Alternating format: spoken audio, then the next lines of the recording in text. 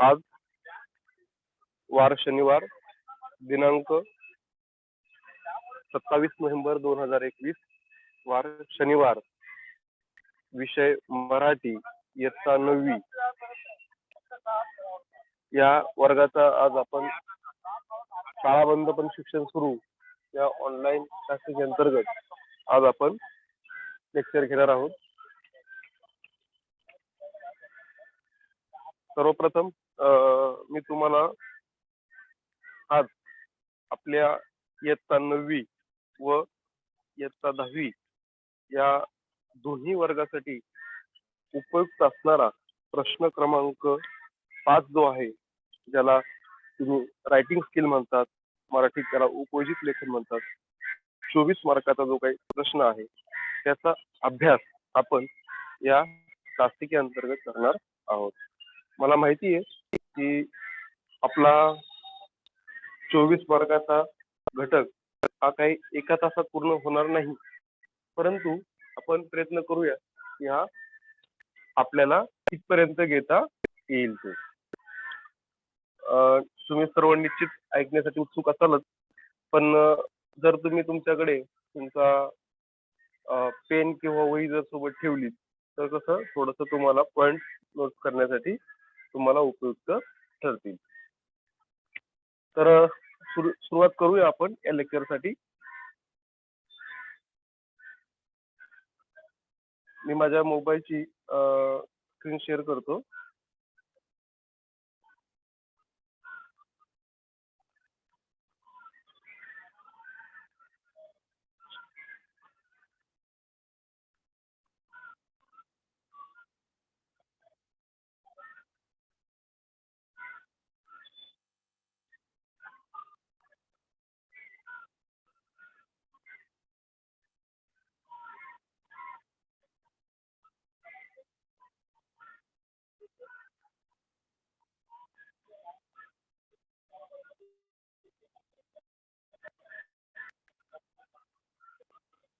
ठीक आहे, सर्वांना माझी स्क्रीन दिसते?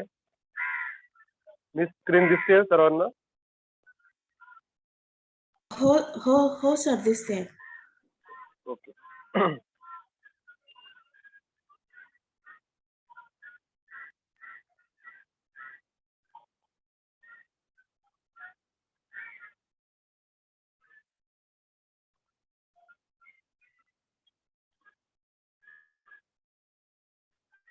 कुलाबा मनपा इंग्रजी माध्यमिक शाळा हे माझ्या शाळेचे नाव आहे. मी राहुल ढोबळे, विषय मराठी इयत्ता 9वी, आपलं सहर्ष स्वागत करत आहे.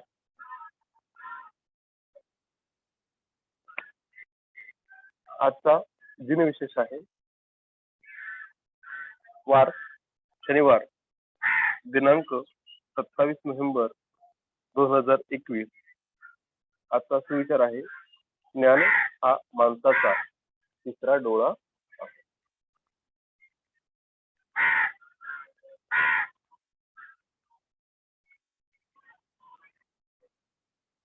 आजचा जो उपघटक आहे हा प्रश्न क्रमांक 5 मध्ये आहे. त्याचं नाव आहे उपयोजित लेखन आणि हा आहे 24 गुणांचा.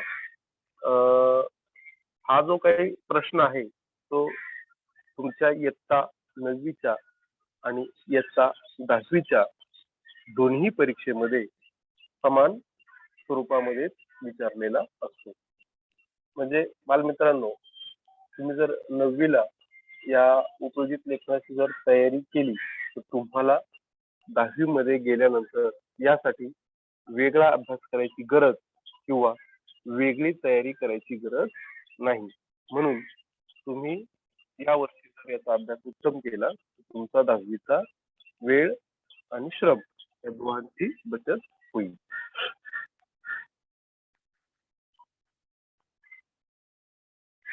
इयत्ता 9वी मराठी अक्षर भारती.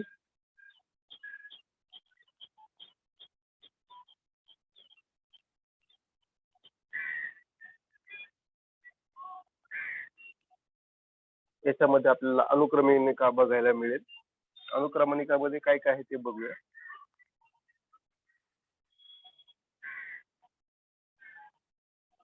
घटकनिहाय गुणविभागणी आहे, गद्य आकलन आहे, अपठित गद्य आकलन आहे, कविता रसग्रहण आहे, स्थूल वाचन आहे, भाषा अभ्यास व व्याकरण आहे आणि उपयोजित लेखन आहे. त्या सर्वांचा अंतर्भाव त्या मराठी नववीच्या अक्षर भारतीच्या पुस्तकामध्ये होत आहे. बालमित्रांनो, तुम्ही सर्व 8वी पास होऊन 9वी मध्ये आलेला आहात. 9वीचं तुमचं प्रथम सत्र संपलेलं आहे. आता तुम्ही द्वितीय सत्रामध्ये गेलेले आहात आणि या कोरोनाच्या पॅन्डेमिकमुळे शाळा जरा थोड्याशा दिरंगाईने सुरू झालेल्या आहेत.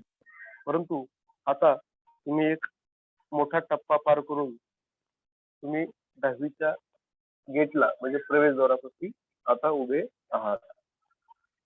खरं तर इयत्ता 9वीचं वर्ष म्हणजे 10वीचा पायाच असतो. त्याच्यामुळे 9वीचं वर्ष हे खूप महत्वाचं असतं आणि जर तुम्हाला 10वीचा अभ्यास करायचा असेल तर त्याची निम्मी तयारी ही 9वी मध्येच होत असते. म्हणून आपल्या बृहन्मुंबई महानगरपालिका माध्यमिक शिक्षण विभागामार्फत हे जे काही मराठी अभ्यास मंडळ आहे त्यांनी आपल्यासाठी ही कृतीपत्रिका बनवलेली आहे. या कृतीपत्रिकेमध्ये तुम्हाला 10वीच्या बोर्डावरच्या प्रश्नपत्रिका तसेच विविध प्रकारची गद्य आकलन, अपठित गद्य उतारा, पद्य आकलन, रसग्रहण, स्थूल वाचन, भाषाभ्यास, व्याकरण आणि उपयोजित लेखन या लेखनांचे अत्यंत सुंदर असे नमुने देण्यात आलेले आहेत. तुम्हाला जेव्हा कधी वेळ मिळेल किंवा तुम्हाला ज्या वेळेस याचा अभ्यास करायचा असेल तर ही कृतीपत्रिका तुम्हासाठी सर्वांसाठी उपयुक्त आणि मार्गदर्शक अशी ठरेल. हे पुस्तक सर्वांना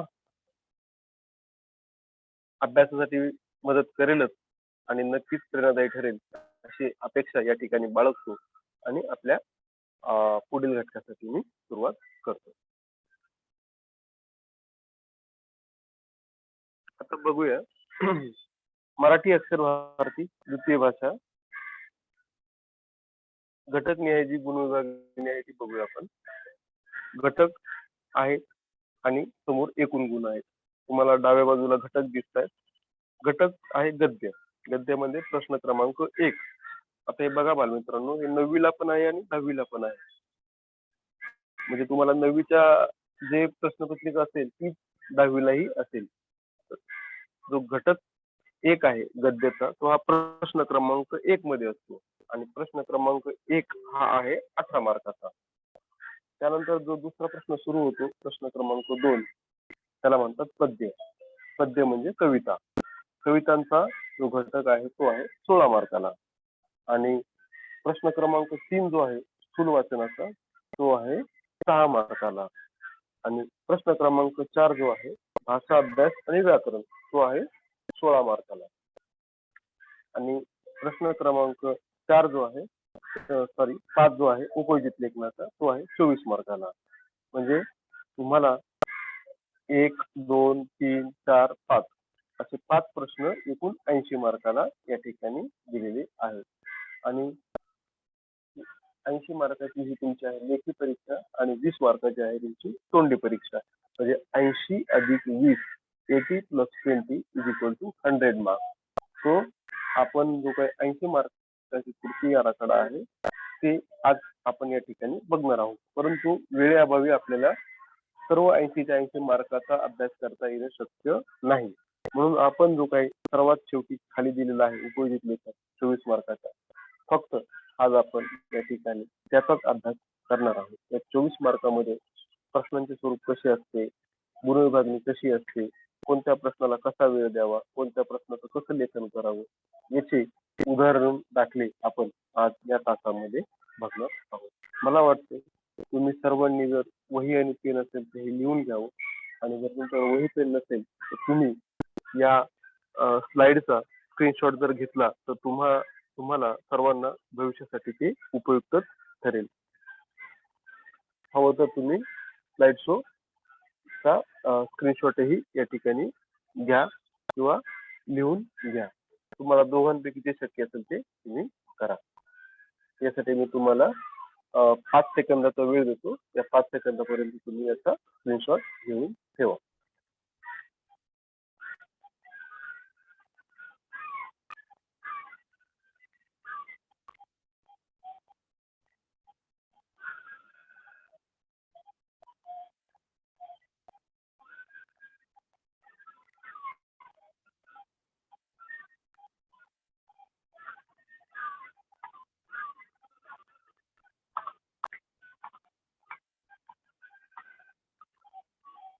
ठीक आहे, सर्वांनी स्क्रीनशॉट घेतला आहे. अशीच अपेक्षा बाळगतो. आता आपला पुढील कंटेंट आपण या ठिकाणी सुरुवात करूया. बरं. आता प्रश्न क्रमांक 5 मध्ये नेमकं काय आहे 24 मार्काला ते आपण बघूया. प्रश्न क्रमांक 5 मध्ये तुम्हाला पहिला प्रश्न विचारला असतो तो पत्रलेखनाचा. तो आहे 6 मार्काला. पण बरं का मुलांनो, तुम्हाला पत्रलेखनासाठी जर तुम्हाला पत्रलेखन हा घटक किंवा हा प्रश्न जर कठीण वाटत असेल तर तुम्ही त्या ठिकाणी सारांश लेखन लिहू शकता. सारांश लेखन म्हणजेच समरी रायटिंग. पण मी नेहमी बघतो की बरेच मुलं मला माझ्या शाळेतली किंवा मी ज्या ज्या शाळेत गेस्ट लेक्चरला जातो त्या शाळेतील मुले हे दोन्ही प्रश्न सोडताना मला दिसतात. म्हणजे ते पत्रलेखनही सोडतात आणि सारांश लेखनही सोडतात. मग मी नेहमी विचार करतो की पत्रलेखनाला जर आपल्याला 4 मार्क्स मिळाले असतील आणि सारांश लेखनालाही 4 मार्क्स मिळाले असतील तर मग त्यांना 8 मार्क देता येतील का? तर याचं उत्तर आहे नाही. ते तुम्हाला देता येत नाही. तुम्हाला देताना फक्त दोघांपैकी कोणाला जास्त मार्क्स मिळाले आहेत, कोणत्या प्रश्नाला जास्त मार्क्स मिळाले त्याच प्रश्नाचे मार्क त्या ठिकाणी काउंट केलेले असतात. पण होतं काय, तुम्ही भावनेच्या भरामध्ये दोन्ही प्रश्न सोडतात आणि आपला वेळ आणि श्रम याचा अपव्यय करतात. मग यामुळे तुम्हाला पुढील प्रश्न सोडवण्यासाठी तुम्हाला वेळ कमी मिळतो आणि तुम्ही तुमचं गुणांचं खूप मोठं नुकसान करून घेत असतात. म्हणून मी तुम्हाला नेहमी सांगेन की तुम्ही अगोदर ठरवा. तुमच्या शाळेतील तुमच्या मराठीच्या शिक्षकांना हवं तर या संदर्भात मार्गदर्शन घ्या. त्यांना पुनश्च एकदा विचारा की सर पत्रलेखन हा घटक सोपा आहे, सारांश लेखन हा सोपा आहे. किंवा तुम्हाला जे आवडतं तुम्हाला जो घटक सोपा असेल तुम्ही त्या घटकाची तयारी करून दोघांपैकी मात्र एकच सोडा. कोणीही दोन्ही प्रश्न सोडण्याच्या नादी लागू नका. कारण यामुळे तुमचं खूप मोठं नुकसान होण्याची शक्यता आहे आणि हे नुकसान तुमच्या 10वीच्या परीक्षेला खूप मोठे बाधक ठरताना दिसून येत असते.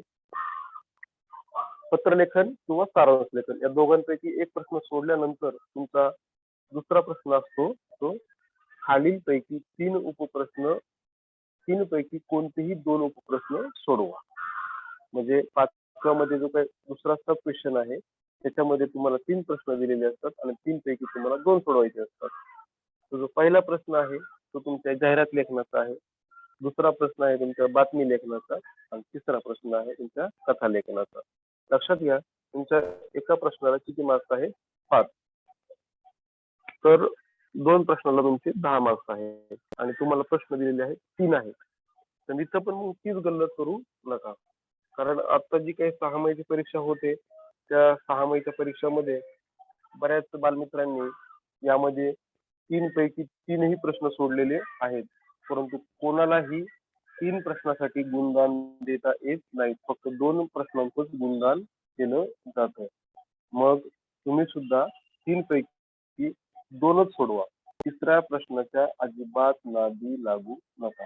हा 3 मध्ये जर तुम्हाला गोंधळ निर्माण होत असेल की कुठला प्रश्न सोपा आहे, कुठला प्रश्न कठीण आहे, यासाठी तुम्ही तुमच्या विषय शिक्षकाची मदत घ्या. मराठी विषयाच्या शिक्षकाकडून तुम्ही याच्या संदर्भात माहिती घ्या की सर यापैकी मी कुठला प्रश्न सोडवू शकतो किंवा मला प्रश्न कुठला सोपा असेल असं तुम्ही विचारून त्याच्या संदर्भात जास्त त्याची तयारी करा. परंतु 3 पैकी फक्त 2च सोडवायचे हे मात्र लक्षात ठेवा.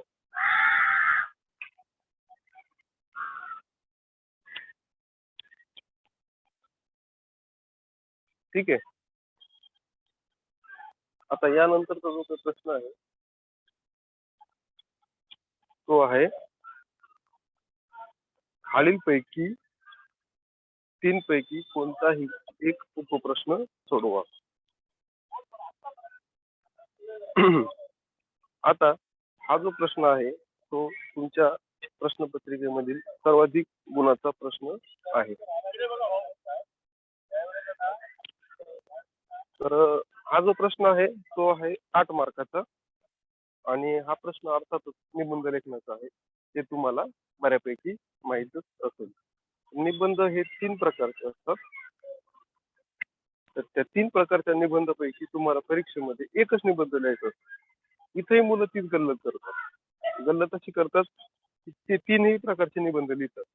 माझ्या डोक्याला कधी कधी हात लावून बसायची वेळ येते की असा कुठला युक्तिवाद करून ही मुलं 3 निबंध लिहितात.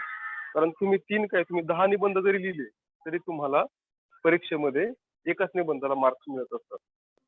आणि तुम्ही 3 पैकी निबंध लिहिताना एक मात्र ठरवा की तुम्हाला कोणता निबंध सोपा आहे, तुम्ही कोणत्या निबंधावर जास्त लेखन करू शकता किंवा तुम्हाला कोणता निबंध लिहिण्यासाठी सोपा आहे याचा विचार करून तुम्ही निबंध निवडा.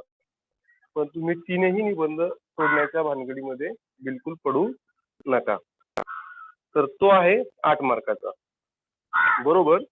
आता आपण बेरीज बघूया. हवं तर याचाही स्क्रीनशॉट काढून घ्या. बघा, पत्रलेखन, सारांश लेखन 6 मार्क, जाहिरात लेखन, बातमी लेखन, कथा लेखन 6 मार्क, 10 अधिक 6 16 मार्क आणि तिसरा प्रश्न आहे 8 मार्काचा 16 अधिक 8 इज इक्वल टू 24. 16 अधिक 8 बरोबर 24.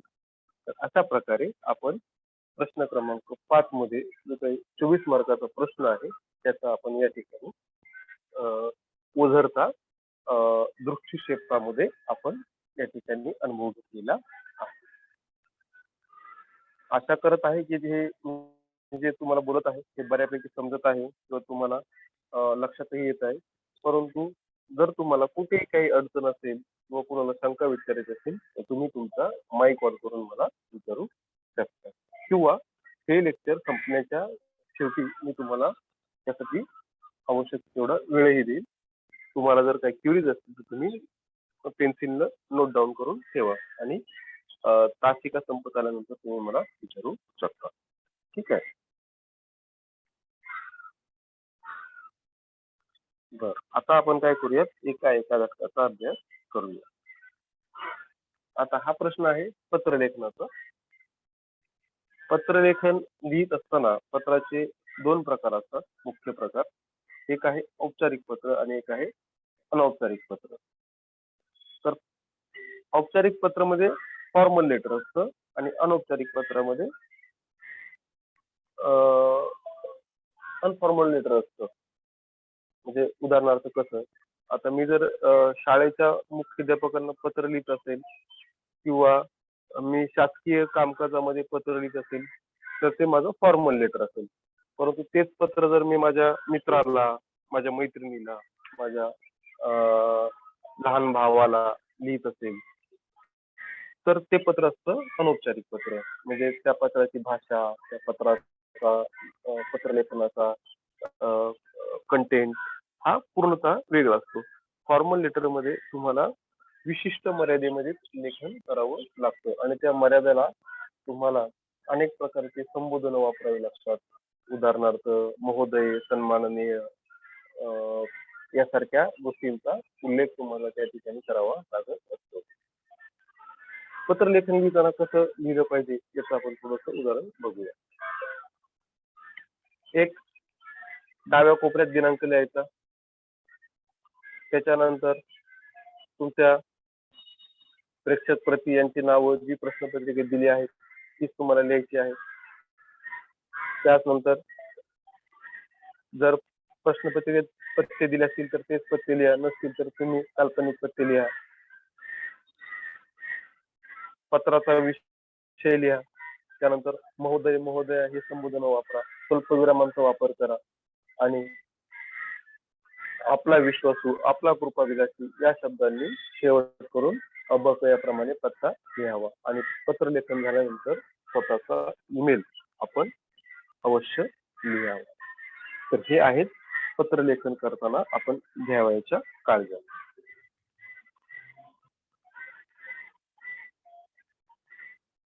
आता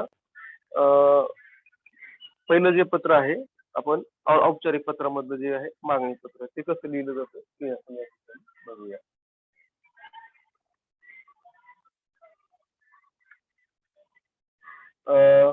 डाव्या कोपऱ्यामध्ये दिनांक लिहिला, त्याच्यानंतर तो प्रश्नपत्रिकेत पत्ता दिलेला आहे तो पत्ता लिहिलेला आहे. पत्ता लिहिल्यानंतर तुम्हाला विषय लिहायचा असतो. आता या ठिकाणी मागणी पत्र आहे पुस्तकांचं, शाळेच्या लायब्ररीसाठी पुस्तकं मागायचे आहेत. तर त्यासाठी कसा कंटेंट लिहिला बघा. माननीय महोदया, मी अमर, मुलगा असेल तर अमर आणि मुलगी असेल तर अनिता. शाळेचं नाव हे प्रश्नपत्रिकेत दिलेलं आहे म्हणून तेच आपण लिहिलेलं आहे, जनता विद्यालय. ती विद्यार्थी प्रतिनिधी या नात्याने आपणास पत्र लिहित आहे की येत्या 14 नोव्हेंबर रोजी बालदिन आहे आणि या दिवशी आपण उत्कृष्ट बालसाहित्य पुरस्कार सोहळा आयोजित केला आहे. हा पुरस्कार लेखिका श्रीमती निलिमा पाटील यांना मिळणार आहे. याचा आम्हाला विशेष आनंद होत आहे. या निमित्ताने श्रीमती निलिमा पाटील यांची व अन्य काही पुस्तके आम्ही शाळेच्या ग्रंथालयासाठी मागू इच्छितो. पुस्तकाची यादी खालीलप्रमाणे. आता हा यादीमध्ये त्यांनी काय केलेलं आहे, बॉक्स बनवून दिलेला आहे आणि या बॉक्स प्रमाणे ही पुस्तकं मागितलेली आहेत. वरील पुस्तके आम्हाला शाळेच्या पत्त्यावर पाठवण्याची व्यवस्था करावी ही विनंती. पुस्तकाबरोबर त्याचे बिल आवश्यक पाठवावे म्हणजेच आम्ही तुम्हाला त्या रकमेचा धनादेश म्हणजे डिमांड ड्राफ्ट डी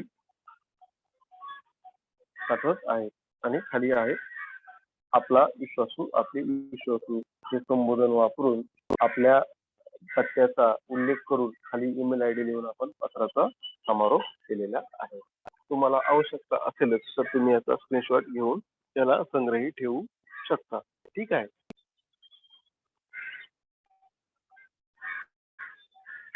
आता औपचारिक पत्रामध्ये जे काही दुसरं पत्र असतं ते विनंती पत्र, रिक्वेस्ट. ते पत्र लिहित असताना कसं लिहिलं पाहिजे. नमुना सेव, डाव्या बाजूला दिनांक, त्याचबरोबर डाव्या बाजूला पत्ता जो तुम्हाला प्रश्नपत्रिकेत दिलेला आहे तो. प्रश्नपत्रिकेत नसेल तर काल्पनिक पत्ता लिहायचा. त्याच्यानंतर तुम्हाला खाली विषय दिलाय तो विषय लिहायचा आहे आणि विषय लिहिल्यानंतर तुम्हाला पत्राच्या मजकुराला सुरुवात करायची आहे. योग्य संबोधन वापरायचं. महोदय असेल तर महोदय वापरा, महोदय असेल तर महोदय वापरा आणि खाली तुम्ही तुमचा विषय लिहू शकता. मी अ.ब.क. भांडूप मुंबई येथे राहणारा विद्यार्थी असून त्याच्या 10वी मध्ये शिकतो. काही दिवसापूर्वी आपल्या राजवीर ट्रेकिंग ग्रुप तर्फे आयोजित ट्रेकिंगच्या विशेष प्रशिक्षणाची जाहिरात वाचली. त्यानुसार त्या दिवसापासून माझ्या मनात शिबिराविषयी अधिक उत्सुकता वाढली आहे. या प्रशिक्षणासाठी माझ्या काकांचा मला पाठिंबा आहे. मला लहानपणापासून ट्रेकिंगची आवड आहे. ती अधिकाधिक विकसित व्हावी याकरिता योग्य प्रशिक्षणाची गरज आहे. हे प्रशिक्षण मिळवण्याची संधी आपल्या शिबिरातून मला मिळाल्यास ती माझ्यासाठी सुवर्ण संधी ठरेल. आपल्या प्रशिक्षणात मला सहभागी होण्याची संधी मिळावी ही नम्र विनंती. आणि कळावे खाली आपला विश्वासू आणि त्याच्या खाली तुमचा पत्ता आणि ईमेल आयडी आणि पत्राचा समारोप केलेला आहे. तर अशा प्रकारे ही आपण 2 पत्र या ठिकाणी बघितलेली आहे. आता ही झाली औपचारिक पत्र. आता अनौपचारिक पत्रामध्ये तुम्ही अभिनंदन पत्र हे लिहू शकता. अनौपचारिक पत्राचं तुम्हाला लेखनही अशाच प्रकारे करावयाचं आहे. आता यानंतरचा जो काही दुसरा प्रश्न आहे तो आहे सारांश लेखनाचा. बालमित्रांनो, तुम्हाला सांगितल्याप्रमाणे कोणीही 2 प्रश्न लिहायची आवश्यकता नाही. तुम्ही पत्रलेखन तरी लिहा किंवा हा जो प्रश्न तुम्हाला मी आता दाखवत आहे सारांश लेखनाचा तो तरी तुम्ही लिहा. परंतु दोन्ही उत्तर लिहून आपले वेळ आणि श्रम याचा अपव्यय करू नका. माझ्या शेजारी एक कावळा बसलेला आहे. तो सुद्धा माझ्या विधानाशी सहमत आहे आणि तो मला बघून सुद्धा कावकाव करतो आहे. म्हणजे त्याला सुद्धा हेच सांगायचं आहे की तुम्ही 2 प्रश्न लिहू नका. ते तुम्हाला वारंवार सांगतो आणि हा जो काही काळोबा आहे तो सुद्धा तुम्हाला हेच सांगायचा प्रयत्न करत असेल अशी मी आशा ठेवतो. ठीक आहे, विनोदाचा भाग वेगळा आहे. आता आपण दुसरा प्रश्न बघूया सारांश लेखनाचा. सारांश लेखन करत असताना नेमकं काय असतं ते आपण बघूया. तुमच्याच प्रश्नपत्रिकेमध्ये तुम्हाला एक उतारा दिलेला असतो ज्याला आपण पॅसेज म्हणतो. तो पॅसेज साधारणतः 25 किंवा 20 ओळींचा किंवा 18 ओळींचाही असू शकतो. त्याच्याबद्दल निश्चित सांगता येत नाही. परंतु हा पॅसेज दिल्यानंतर तुम्हाला असं प्रश्न विचारतात की खालील उत्तराच्या तुमच्या शब्दामध्ये 1/3 1/3 शब्दामध्ये सारांश लेखन करा. म्हणजे तुम्हाला एक उतारा दिलेला असतो आणि त्या उतार्यावरून सारांश लिहायचा असतो. तर सारांश लिहायचं म्हणजे नेमकं काय करायचंय हे मी तुम्हाला या ठिकाणी सांगतो. बघा, सारांश लेखनामध्ये कंटेंट असतो, परंतु जो काही तुमची उत्तरपत्रिका चेक करत असतो त्याला ते कॉपी पेस्ट नको असतं. तुम्ही तिकडे कॉपी केलं आणि इकडे पेस्ट केलं तर त्याचं हे उत्तर नाही आहे, हे लक्षात घ्या. हा, तुम्हाला त्या पॅसेज मधून काय कळालंय, तुम्हाला त्याच्यातून काय उद्बोधन मिळालंय, तुम्हाला त्याच्यातून काय वैचारिक मत तुम्हाला काय मिळालं आहे किंवा तुम्हाला त्या प्रश्नातून नेमकं काय समजलं आहे ते तुमच्या भाषेत लिहायचं. फक्त लिहिताना लक्षात ठेवायचं की आपण ज्या ओळी दिलेल्या आहेत त्याच्या 1/3 ओळी लिहायच्या. आता 1/3 म्हणजे काय, आता तुमचं सर्वांचं गणित चांगलंच आहे, पण आता मी तुम्हाला सांगतो 1/3 म्हणजे कसं लिहायचं. अगोदर तुम्ही काय करायचं, तुमच्या प्रश्नपत्रिकेतल्या ओळी बघायच्या. किती ओळी आहेत, समजून चला 30 ओळी आहेत. तुमच्या उत्तरात 30 ओळी आहेत. तुम्ही त्या 30 ओळींपैकी तुम्ही 10 ओळींमध्ये त्याचं उत्तर लिहायचं आहे. मग 10 ओळी कशा लिहायच्या, कशा बनवायच्या हे सुद्धा तुम्ही ठरवायचं. फक्त त्यातून उचलल्या ओळी आणि इकडे लिहिल्या तर असं नाही, तुम्ही थोडाफार त्याच्यामध्ये बदल केला पाहिजे. दुसरं, उतारा अगोदर वाचून घ्या. त्याच्यातले काही मुद्दे असतील तर ते पेन्सिलने अंडरलाईन करा जे तुम्हाला लिहायचे आहेत ते. दुसरं, उतार्यातील उदाहरणं अलंकार जर असेल तर तुम्ही तो लिहिलाच पाहिजे याची पण काही आवश्यकता नसते.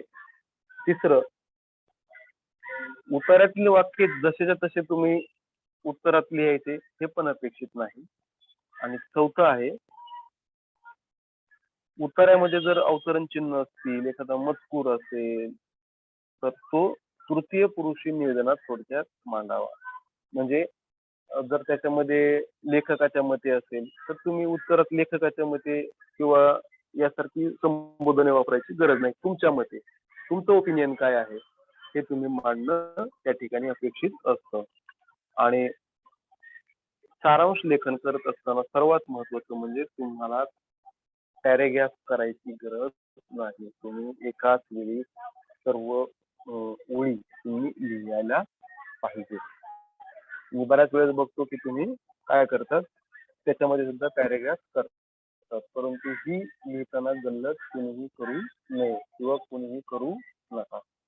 तर अशा प्रकारे आपण हा सारांश लेखन घटक कसा लिहायचा ते पण आपण बघितलेलं आहे. आता उदाहरणादाखल मी तुम्हाला हा सारांश लेखन वाचून दाखवतो.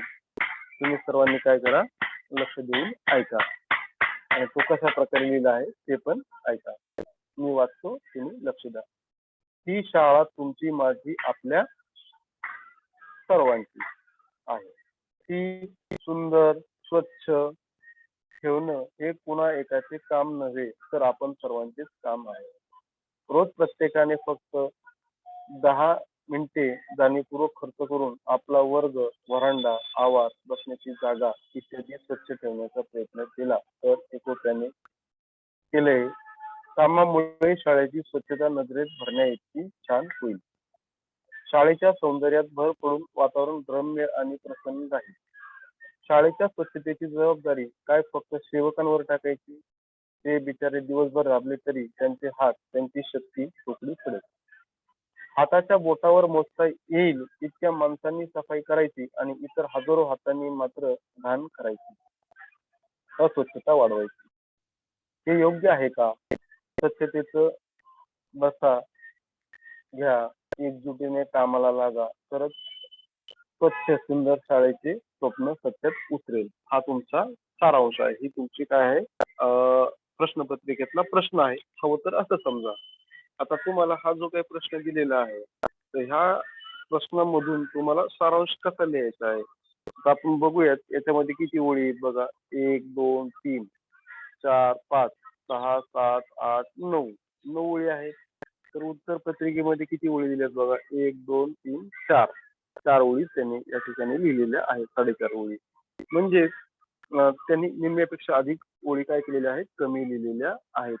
आणि हेच आपण लेखन करत असताना आपण काळजी घेतली पाहिजे की आपण जसाचा तसा उतारा कॉपी करायची आवश्यकता नाही. आपण फक्त मार्मिक आणि अर्थबोधक लिहिलंच पाहिजे.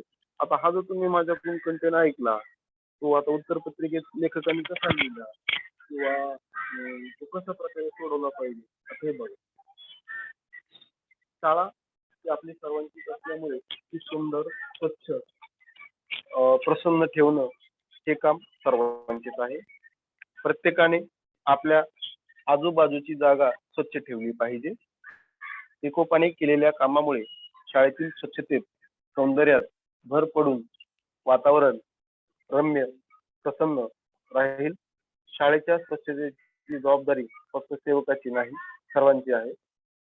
काही ठराविक लोकांनी स्वच्छता करणे हे योग्य नाही.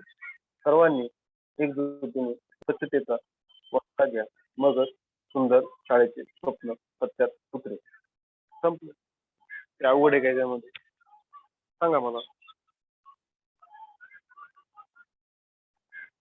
काय अवघड आहे का?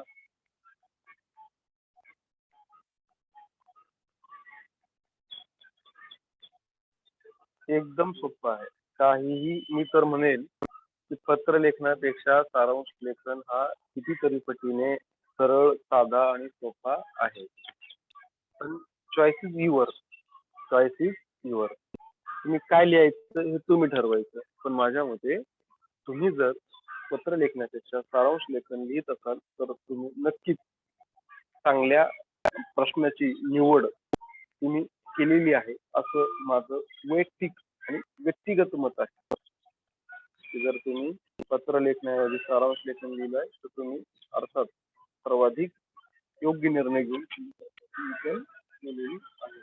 असं म्हटलं तरी वावगं ठरणार नाही. ठीक आहे. तर अशा प्रकारे आपण प्रश्न क्रमांक 5 मधला पहिला प्रश्न दिला आहे. त्या पहिल्या प्रश्नामध्ये तुम्हाला पत्र लेखन आणि सारांश लेखन या दोघांची बऱ्यापैकी माहिती देण्यात आलेली होती. पत्र लेखन आणि सारांश लेखन दोन प्रश्नांपैकी एकच प्रश्न लिहावा असे या ठिकाणी सांगण्यात आलेले आहे. आणि तुम्हाला दोन्ही प्रश्न कसे लिहायचे, कशी मांडणी करायची याची उदाहरणं दाखले ही या ठिकाणी दिलेली आहेत. आपल्या 23 मार्कांचे प्रश्न क्रमांक 5 मधला पहिला प्रश्न जो आहे 6 मार्कांचा, तो आपण व्यवस्थितरित्या अभ्यास केला आहे असं इथपर्यंत तुम्हाला काही अडचण आहे का मित्रांनो?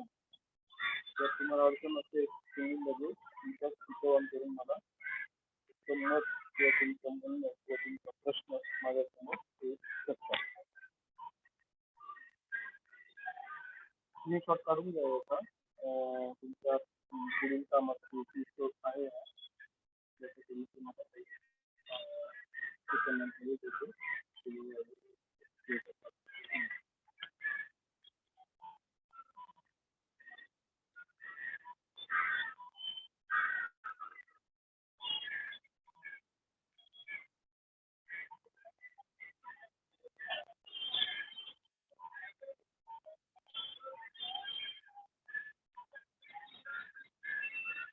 झाला. कोणाला काही अडचण प्रश्न शंका इतर गोष्टी मला विचारायची आणि जर तुमचा प्रश्न नसेल तर मी माझा पुढील प्रश्नाची सुरुवात करायला तयार आहे.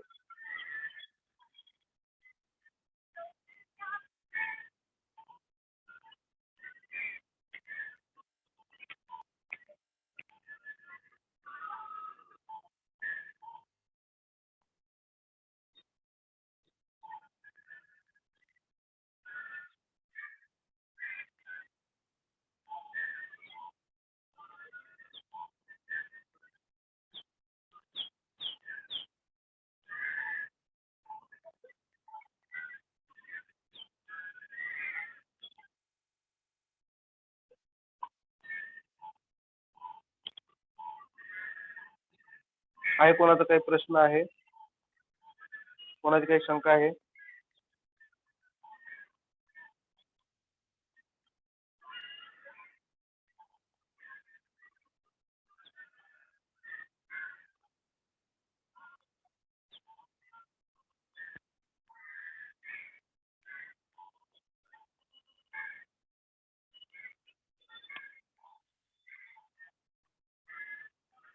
ठीक आहे, असू द्या. तुम्हाला सर्वांना समजलं आहे असंच मी या ठिकाणी समजतो आणि पुढील प्रश्नासाठी सुरुवात करतो.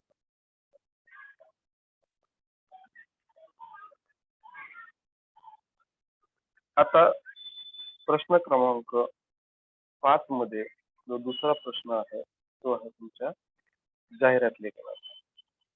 जाहिरात लेखन हा तुमचा आहे 5 मार्काचा प्रश्न. जाहिरात लेखन, बातमी लेखन आणि कथा लेखन असे 3 प्रश्न प्रकार आहेत.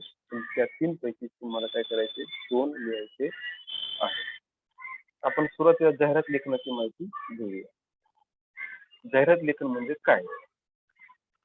आजच्या संगणक व माहिती तंत्रज्ञानाच्या युगातील इंटरनेट व मोबाईल क्रांतीमुळे जाहिरात क्षेत्राची कक्षा विस्तारत चाललेली आहे.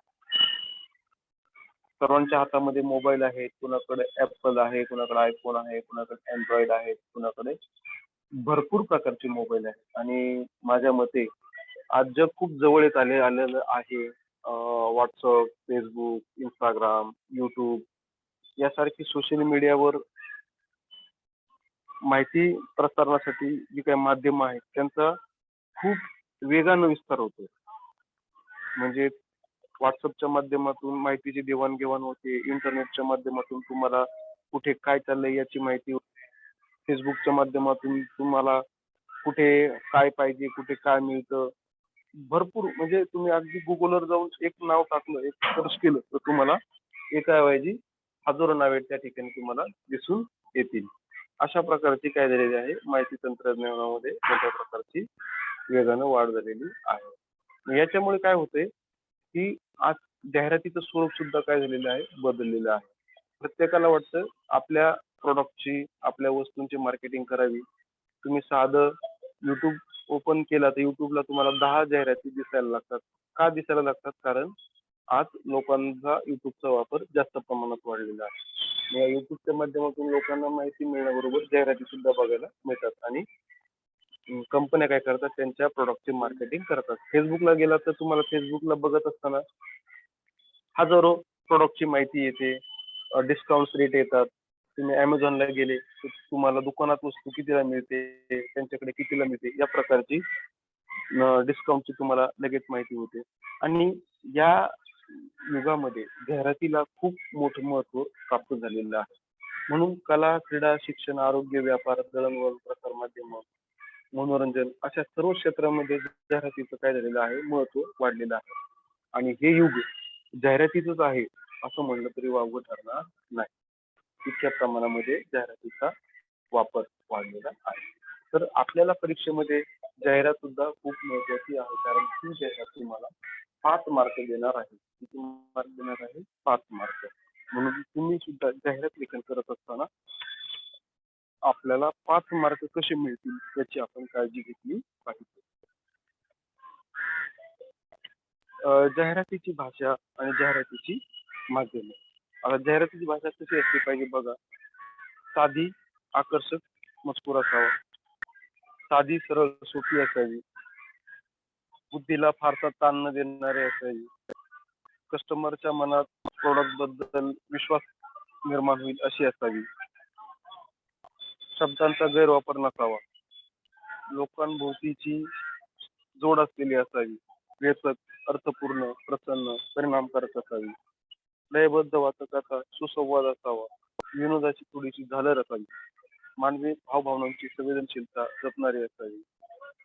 म्हणजे थोडक्यात कसं जर तुम्ही बिस्किटाची जाहिरात करत असाल तर बिस्किट कोणाला आवडतात?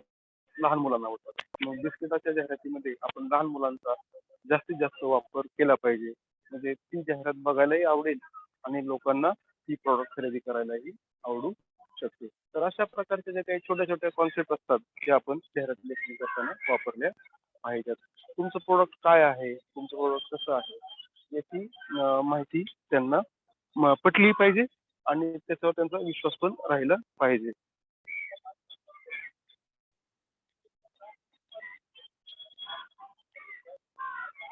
यानंतर जाहिरातीसाठी कोणकोणती माध्यम आहेत ते आपण बघूयात. पहिलं माध्यम आहे इंटरनेट, चित्रपट, वृत्तपत्रे, मासिके, आकाशवाणी, दूरदर्शन इत्यादी आहेत. आता जाहिरात लिहित असताना आपण कुठल्या बाबी लक्षात घेतल्या पाहिजे त्या फार महत्वाच्या आहेत. पहिलं आहे मथळा, मथळा म्हणजे टायटल. दुसरं आहे सब टायटल, तिसरं आहे तपशील, चौथा आहे कंपनीचा मुद्दा, मुद्रा, कंपनीचे नाव आणि कंपनीचा पत्ता. या पाचही गोष्टी तुम्ही जाहिरात लिहित असताना लिहिल्या पाहिजे. मथळा कसा असायला पाहिजे?